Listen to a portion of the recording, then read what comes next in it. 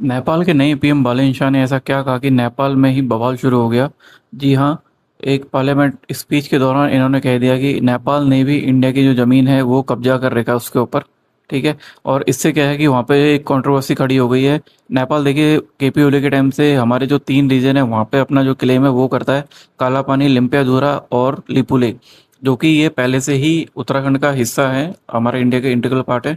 But KP ओली के time पे हमारे जो संबंध थे नेपाल से वो बहुत ज़्यादा ख़राब हो गए थे। तो इस वजह से जो है नेपाल ने ये क्लेम करना शुरू कर दिया था कि ये तीनों एरिया जो हैं उसके अंदर आते हैं, बट ऐसा कुछ नहीं है। ठीक है, हिस्टोरिकल भी आप पढ़ोगे तो ये सारे एरिया जो हैं इंडिया को बिलोंग करते हैं। तो यहाँ पे पार्लियामेंट में स्पीच दे रहे थे, बोल रहे थे, तो उन्होंने ऐसा यहाँ पे कह दिया नेपाल में। और उससे क्या है कि वहाँ पे एक बवाल शुरू हो गया कि यार ऑपोजिशन के सारे लोग कह रहे हैं कि ऐसा आप कैसे कह सकते हो।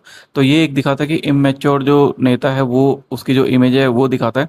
और दूसरा देखिए, इंडिया एक बहुत ही ज़्यादा सॉफ्ट स्टेट है, मैं कहना चाहूँगा यहाँ पे कि हम हमसे जो छोटे छोटे देश हैं वो भी यहाँ पे आके हमें कुछ भी कह देते हैं, और हम जो बदले में एक्शन है वो कुछ नहीं लेते। उल्टा अगर आप बजट देखोगे तो इंडिया का जो बहुत सारा बजट का हिस्सा है वो नेपाल को भी एज ए एड जाता है।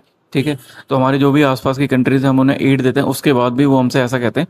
तो अगर यही सेम चीज़ अगर नेपाल या किसी और कंट्री से कही हो, सॉरी चाइना या किसी और कंट्री से कही होती, तो वहाँ पे जो उनका रिएक्शन है चाइना का वो अलग ही होता। ठीक है। तो उसके बाद वो दोबारा वो चीज़ कभी नहीं कह सकते। तो इंडिया को यहाँ पे अपनी जो इमेज है उसको चेंज करना पड़ेगा, और हमें जो सॉफ्ट स्टेट है उससे थोड़ा हार्ड स्टेट यहाँ पे बनना पड़ेगा।